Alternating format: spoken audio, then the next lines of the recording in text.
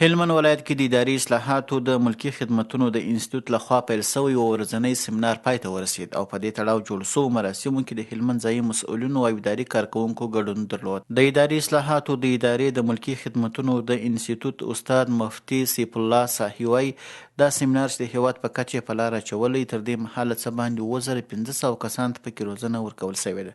زیاتوي چې په دې سیمینار کې د دولتي ادارو مسؤلینو ته د رهبرۍ او تصمیم نیونې او همدا ډول اداري کارکوونکو ته د اداري مدیریت بنسټو او پلان جوړونې په تړاو هر اړخیزه لومړنۍ او اساسي روزنه ورکول شوه. چې موږ د دغه سیمینار لپاره چې دی یوه هفته وخت لرله، په دوی کې دوه برخې لرلې، یوه هم د رهبرۍ او تصمیم نیونې چې هغه د رئیسانو صاحبانو او د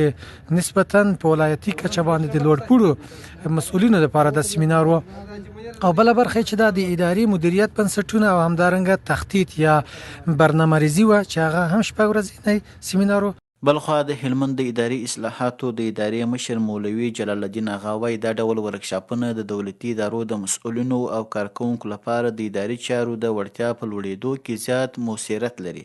زیاتوي دا ډول سیمینارونه به د مرکز او ولسوالۍ تر ټولو دولتي ادارو پورې رسوي. دغه سیمینارونه دا ګټمن دي، دا فایدهمند دي،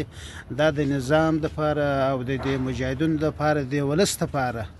الحمدلله ډېر په نوښت تمامیږي. نو که در به راځه او انشاءالله دا په ټولو ولسوالیو په ټولو ولایت کې موږ پلي کوو. د هلمند مرستیال والي مولوي محمد نبی حماس د فراغت په مراسمو کې دا ډول سیمینار خورا مفید وواله او د سیمینار له ګډونوالو وغوښتل چې زده کړي اداري مهارتونه د عمل په ډګر کې وکاروي او د اداري اصولو او مهارتونو د تطبیق لپاره نورې هڅې هم وکړي. خپل اداره مو په خپل ښه جوړه کړي، هم د نظم په لحاظ باندې، هم د اصولو په لحاظ باندې، او هم د امورو په لحاظ باندې، هم د ولس د حقوقو په لحاظ باندې، او هم پکې د وخت رعایت او مراعات شوی. نو دغه چې دغه د استادانو له خولې موږ واورېدل چې بیا یې کتابونه هم په لاس راکړي دي. په کار دا ده چې دا وخت په وخت باندې بیا مطالعه کړو. د هلمند د مرافعه محکمې رئیس شیخ مولوي محمد محمدي وایي په دې سیمینار کې تر ډېره بریده د رهبرۍ اداري مدیریتونو په تړاو معلومات ګډونوالو ترلاسه کړه او ویل دا روزنه به د دولتي خدماتو د وړاندې کېدو پر مهال د دولتي ادارو کارکوونکو ته خورا مهمه تمامه شي. دا سیمینار چې مو وایي الحمدلله